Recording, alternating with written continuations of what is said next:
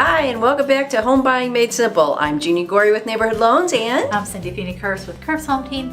so once the buyer has, now found a home with you and they've got all their needs and their wants met, what happens next? I want to buy it. What happens You next? want to buy it? Wonderful. Now it's time to actually make an offer.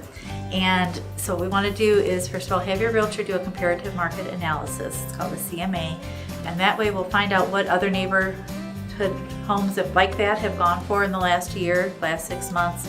Compare what they had, what this one doesn't have, things like that.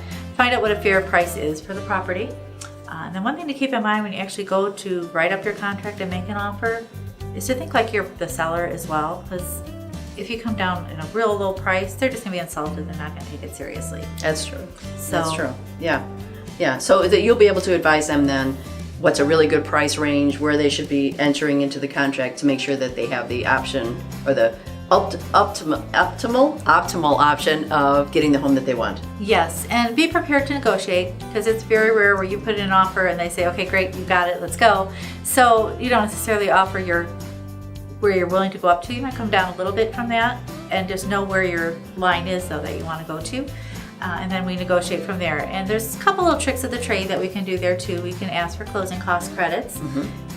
We can ask to have certain things of the home included. You can ask for the washer and dryer, and most of them actually do that now, the dishwasher. So ask for all the appliances, so you get a little bit of extras, especially if you're a first-time buyer, so you don't have to buy all those things fresh and new.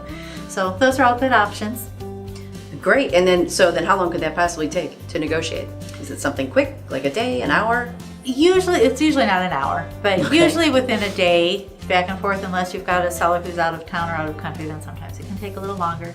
And then one other really important thing is be prepared to walk away. Try to keep the emotion out of it, because sometimes you'll get a seller who's not reasonable and they want what they asked and nothing less, and they won't come down. There's other homes out there. That just means it wasn't the home for you. you. It wasn't meant to be, right? So be willing to walk away. That's actually probably your strongest negotiating tool. Excellent. All right. So thank you. Have a great day.